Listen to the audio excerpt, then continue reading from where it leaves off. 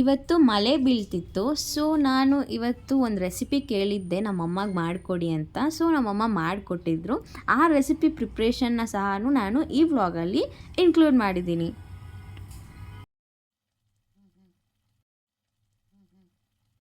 Hi ಎಲ್ಲರಿಗೂ, ನಾನು ನಿಮ್ಮ ಆರ್ಮೋನಿಕಾ. ಇವತ್ತು ನಮ್ಮಮ್ಮ ನನ್ನ ಫೇವ್ರೇಟ್ ಆದಂಥ ರೆಸಿಪಿ ಪ್ರಿಪೇರ್ ಮಾಡ್ತಿದ್ದಾರೆ, ಅದೇ ಎಣ್ಣೆ ಬದನೆಕಾಯಿ. ನಮ್ಮಮ್ಮ ಮಾಡುವಂತಹ ರೆಸಿಪೀಸಲ್ಲಿ ನಂಗೆ ತುಂಬ ಫೇವ್ರೇಟ್ ರೆಸಿಪೀಸ್ ಇದೆ. ಅದರಲ್ಲಿ ಕೂಡ ಎಣ್ಣೆ ಬದನೆಕಾಯಿ ಅನ್ನೋದು ಕೂಡ ಒಂದು. ಇವತ್ತು ನಮ್ಮಮ್ಮ ಮಾಡ್ತಿದ್ದಾರೆ ರೆಸಿಪಿ. ಆವಾಗಿಂದ ಎಷ್ಟು ಸಾರಿ ಅಡುಗೆ ಮನೆಗೆ ಹೋಗಿ ಬಂದಿದ್ದೀನೋ ಗೊತ್ತಿಲ್ಲ, ಅದನ್ನು ತಿನ್ನಬೇಕು ಹಂಗೆ ಅಷ್ಟು ಚೆನ್ನಾಗಿರೋ ಟೇಸ್ಟ್ ಇರುತ್ತೆ ಅದು. ಸೊ ನಮ್ಮಮ್ಮ ಪ್ರಿಪೇರ್ ಮಾಡ್ತಿದ್ದಾರೆ. ಸೊ ಪ್ರಿಪ್ರೇಷನ್ ಸ್ಟಾರ್ಟ್ ಮಾಡಿಬಿಡೋಣ. ಫಸ್ಟು ಬೌಲ್ಗೆ ನೀರು ಹಾಕ್ಕೊಂಡು ಅದಕ್ಕೆ ಸಾಲ್ಟ್ ಮತ್ತು ಟರ್ಮರಿಕ್ ಹಾಕ್ಕೊಳ್ಳಿ.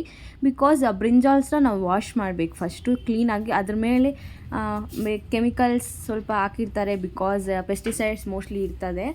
ಸೊ ಅದನ್ನು ಕ್ಲೀನಾಗಿ ನೀಟಾಗಿ ವಾಶ್ ಮಾಡ್ಕೊಳ್ಬೇಕು.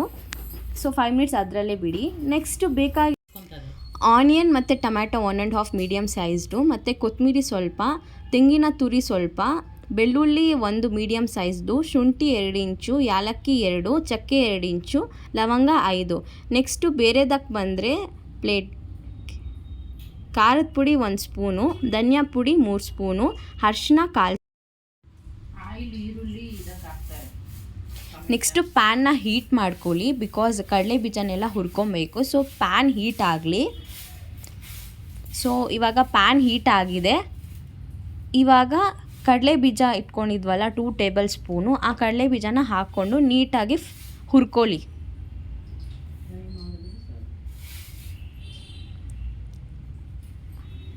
ಅದು ಫ್ರೈ ಆಗ್ತಾ ಇರಲಿ. ಆಮೇಲೆ ನಾವು ಬಿಳಿ ಎಳ್ಳನ್ನ ಸೇರಿಸ್ಕೊಳ್ಳೋಣ. ಸೊ ಆ ಹೀಟ್ಗೆ ಆ ಬಿಳಿ ಎಳ್ಳು ಫ್ರೈ ಆಗುತ್ತೆ. ಸೊ ಈಗ ಬಿಳಿ ಎಳ್ಳು ಪ್ಯಾನ್ಗೆ ಹಾಕ್ಕೊಳ್ಳಿ.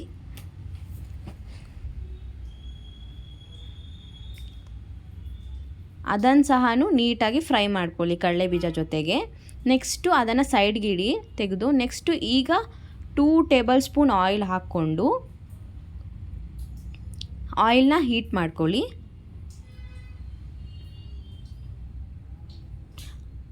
ಆಮೇಲೆ ಇವಾಗ ಆನಿಯನ್ನ ಸೇರಿಸ್ಕೊಳ್ಳಿ. ಅದು ಒಂದು ಸ್ವಲ್ಪ ಗೋಲ್ಡನ್ ಬ್ರೌನ್ ಬರೋ ಅಷ್ಟೊತ್ತವರೆಗೂ ಫ್ರೈ ಮಾಡ್ಕೊಳ್ಳಿ ಆಯಿಲಲ್ಲಿ ಅದನ್ನು.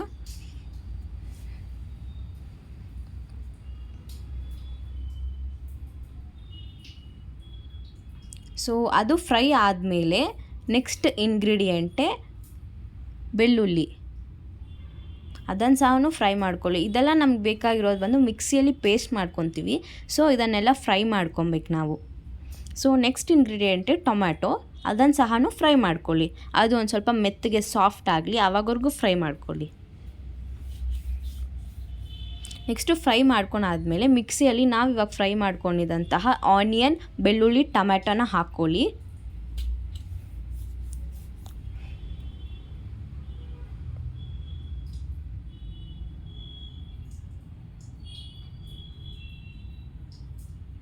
ನೆಕ್ಸ್ಟು ಇವಾಗ ಶುಂಠಿನ ಸೇರಿಸ್ಕೊಳ್ಳಿ ಅದಕ್ಕೆ. ಮತ್ತು ಹೇಳಿದ್ವಲ್ಲ ಲವಂಗ, ಚಕ್ಕೆ, ಏಲಕ್ಕಿ, ಅದನ್ನು ಸಹ ಇವಾಗ ಈ ಮಿಕ್ಸಿಗೆ ಹಾಕ್ಕೊಳ್ಳಿ.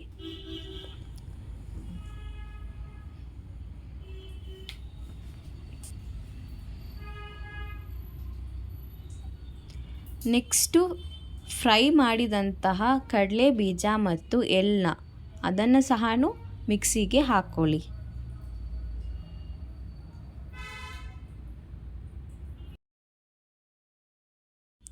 ಆ್ಯಂಡ್ ನೆಕ್ಸ್ಟ್ ಬಂದು ತೆಂಗಿನ ತುರಿಯನ್ನು ಸಹ ಮಿಕ್ಸಿಗೆ ಬೌಲ್ಗೆ ಸೇರಿಸ್ಕೊಳ್ಳಿ.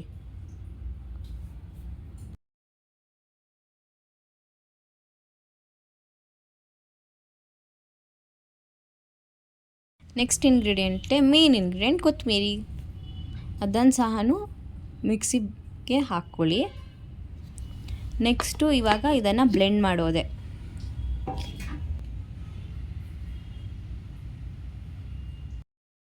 ಸೊ ನಾವು ಆವಾಗಲೇ ವಾಶ್ ಮಾಡಿದಂತಹ ಬ್ರಿಂಜಾಲ್ಸ್ನೆಲ್ಲ ಇವಾಗ ಒಂದು ಪ್ಲೇಟಿಗೆ ತೆಗೆದಿಕ್ಕೊಳ್ಳಿ.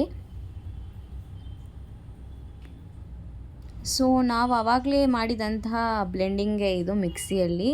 ಸೊ ಈ ಥರ ಬಂದಿರುತ್ತೆ. ಸೊ ನಾವು ಅದಕ್ಕೆ ಇವಾಗ ಇಂಗ್ರೀಡಿಯೆಂಟ್ಸ್ ನಾವು ಹೇಳಿದಂಥ ಪೌಡರ್ಸ್ನ ಆ್ಯಡ್ ಮಾಡಬೇಕು. ಸೊ ಅದೇ ಧನಿಯಾ ಪುಡಿ, ಖಾರದ ಪುಡಿ ಮತ್ತು ಅರಿಶಿನ. ಇದನ್ನು ಸಹ ಎಲ್ಲದನ್ನು ಆ್ಯಡ್ ಮಾಡಿಕೊಂಡು ಮತ್ತೆ ನಾವು ಬ್ಲೆಂಡ್ ಮಾಡ್ಕೊಬೇಕು. ಸೊ ಇವಾಗ ಆ ಪೌಡರ್ಸ್ ಹಾಕಿದ್ಮೇಲೆ ಮಿಕ್ಸಿಯಲ್ಲಿ ಅದನ್ನು ಮತ್ತೆ ಬ್ಲೆಂಡ್ ಮಾಡ್ಕೊಬೇಕು, ಬಿಕಾಸ್ ಪೌಡರ್ಸ್ ಎಲ್ಲ ನೀಟಾಗಿ ಮಿಕ್ಸ್ ಆಗಬೇಕು. ಸೊ ಇವಾಗ ಆ ಪೌಡರ್ಸ್ ಎಲ್ಲ ನೀಟಾಗಿ ಮಿಕ್ಸ್ ಆಗಿದೆ. ಇವಾಗ ನೆಕ್ಸ್ಟ್ ಸ್ಟೆಪ್ ಬಂದಿನೇ ನೀಟಾಗಿ ಬ್ರಿಂಜಾಲ್ಸ್ನೆಲ್ಲ ನೀಟಾಗಿ ಕಟ್ ಮಾಡ್ಕೊಬೇಕು. ಈ ಥರ ವೀಡಿಯೋದಲ್ಲಿ ತೋರಿಸ್ತಾ ಇರೋ ಥರ ನೀಟಾಗಿ ಕಟ್ ಮಾಡ್ಕೊಬೇಕು, ನಿಮಗೆಲ್ಲ ಗೊತ್ತೇ ಇರುತ್ತೆ. ಸೊ ಈ ಥರ ಬರಬೇಕು. ನೆಕ್ಸ್ಟು ಎಲ್ಲದನ್ನು ಕಟ್ ಮಾಡಿ ಇಟ್ಕೊಂಡ್ಬಿಡ್ಬೇಕು ನಾವು, ಬಿಕಾಸ್ ಅದರೊಳಗಡೆ ಮಸಾಲಾನ ಸ್ಟಫ್ ಮಾಡಬೇಕು. ಕುಕ್ ಮಾಡಿದಾದ್ಮೇಲೆ ತುಂಬ ಚೆನ್ನಾಗಿರುತ್ತೆ ತಿನ್ನೋದಕ್ಕೆ. So masala stuffing is the main part. So ಆದಮೇಲೆ ಕಟ್ ಮಾಡಿದ್ಮೇಲೆ ನಾನು ಹೇಳ್ದಂಗೆ stuffing is the main part. So ಬ್ರಿಂಜಾಲ್ಗೆ ನಾವು ಗ್ರೈಂಡ್ ಮಾಡಿಕೊಂಡಿರೋಂತಹ ಪೇಸ್ಟ್ನ ತುಂಬ ಚೆನ್ನಾಗಿ ಸ್ಟಫ್ ಮಾಡಬೇಕು. ಕಟ್ ಮಾಡಿರೋಂತಹ ಬ್ರಿಂಜಾಲ್ಸ್ಗೆಲ್ಲ ನೀಟಾಗಿ ಸ್ಟಫ್ ಮಾಡಬೇಕು ನಾವು. ಸೊ ಇದೆಲ್ಲ ಸ್ಟಫಿಂಗ್ ಪ್ರೋಸೆಸ್.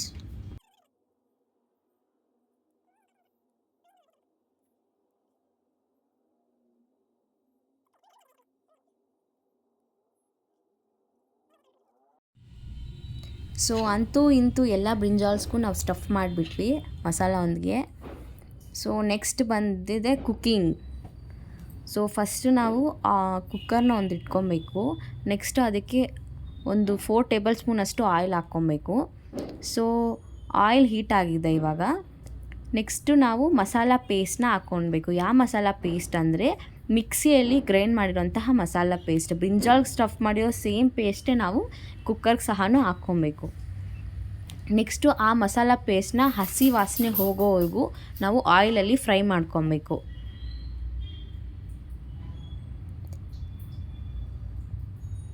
ನೆಕ್ಸ್ಟು ಅದಾದ ನಂತರ ನಾವು ಸ್ಟಫ್ ಮಾಡ್ಕೊಂಡಿರ್ತೀವಲ್ಲ ಆ ಬ್ರಿಂಜಾಲ್ಸ್ನ ನೀಟಾಗಿ ಕುಕ್ಕರಲ್ಲಿ ಹಾಕಬೇಕು.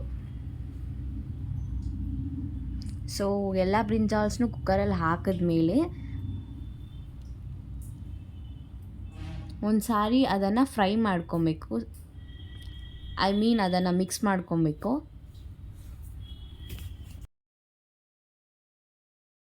ಸೊ ಅದಾದಮೇಲೆ ನಮ್ಗೆ ಎಷ್ಟು ಬೇಕೋ ಟೇಸ್ಟ್ಗೆ ಅಷ್ಟು ತಕ್ಕಂತೆ ಸಾಲ್ಟನ್ನ ಸಹ ಕುಕ್ಕರ್ಗೆ ಆ್ಯಡ್ ಮಾಡ್ಕೊಬೇಕು. ಸೊ ಮತ್ತೆ ಅದನ್ನು ಒಂದು ಸಾರಿ ಮಿಕ್ಸ್ ಮಾಡಬೇಕು.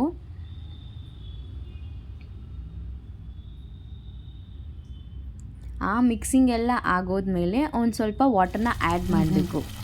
ಸೊ ಈ ಥರ ಕುದಿದ್ದಾದಮೇಲೆ ಕುಕ್ಕರ್ಗೆ ಮುಚ್ಚಳನ ಮುಚ್ಚಬೇಕು. ಹಾಗೆ ವಿಸಿಲ್ ಹಾಕಿಬಿಟ್ಟು ಸೊ ಒಂದು ವಿಸಿಲ್ ಸಾಕು. ಒಂದು ವಿಸಿಲ್ ಬಂದ ತಕ್ಷಣ ಸ್ಟವ್ ಆಫ್ ಮಾಡಿಬಿಡಿ. ಸೊ ವಿಸಿಲು ಬಂದುಬಿಡ್ತು. ನೆಕ್ಸ್ಟ್ ತೆಗೆದು ನೋಡಿದೆ, ಆಹಾ ಘಮ ಘಮ ಆದಂಥ ಎಣ್ಣೆ ಬದನೆಕಾಯಿ ರೆಡಿ.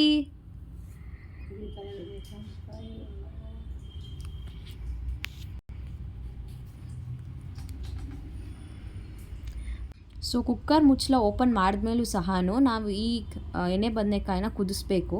ನಂತಹ ಮೇನ್ ಡೆಕೋರೇಟಿವ್ ಇಂಗ್ರೀಡಿಯೆಂಟ್ ಅಂದರೆ ಕೊತ್ತಂಬರಿ. ಸೊ ಅದನ್ನು ಸಹ ಆ್ಯಡ್ ಮಾಡ್ಕೊಬೇಕು. Next serving. ನಾನಂತೂ ರೆಡಿಯಾಗಿ ಕುತ್ಕೊಂಡ್ಬಿಟ್ಟಿದ್ದೀನಿ. I am waiting to taste ಎಣ್ಣೆ ಬದನೆಕಾಯಿ ಯಾವ ಥರ ಇರುತ್ತೆ ಅಂತ. ನಮ್ಮಮ್ಮ ತಗೊಂಡ್ಬರ್ತಿದ್ದಾರೆ, ತಿನ್ನೋಣ. ಸೊ ಅಂತೂ ಇಂತೂ ಎಣ್ಣೆ ಬದನೆಕಾಯಿ ರೈಸ್ ಜೊತೆಗೆ ಬಂತು. ಸೊ ಇವಾಗ ಟೇಸ್ಟಿಂಗ್ ಟೈಮ್.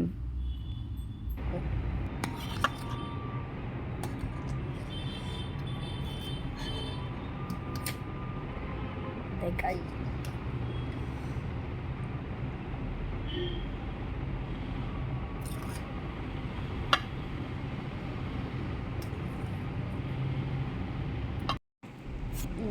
ಸ್ಟಾರ್ಟ್ ಮಾಡೋಣ ತಿನ್ನಕ್ಕೆ.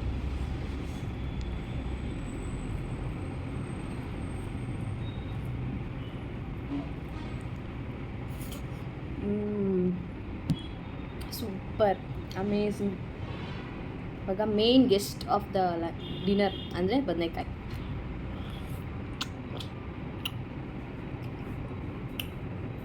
ಸೂಪರ್ ಅಂದರೆ ಸೂಪರ್.